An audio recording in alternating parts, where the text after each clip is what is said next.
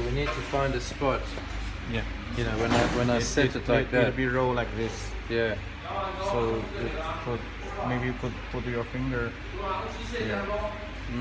Or Eventually, eventually make we'll sure find a there's a spot. line to touch the sensor. Yeah. Go straight to the sensor. Yeah. It will be go better. Yeah. That's just trial and error. Yeah. Practice, practice, practice. Practice. But can you override that? You can just do manual instead of using this sensor. Can you switch that sensor off, and when you're ready, then you press button? Could be manual. It's a manual, yeah? Yeah, you could switch to manual operation. Okay. Yeah. Can I do that? We For can. this one try? This is So manual state. manual operation. Okay. Oh, sorry.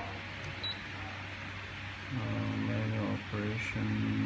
But it press still has go. the sensor, yeah? No, it's the sensor. No problem to put it there. Just put into the menu and label like this. Okay. So then we do. Report. But the sensor's not working now. Not working. Wait, It is working. It close it. Sensor.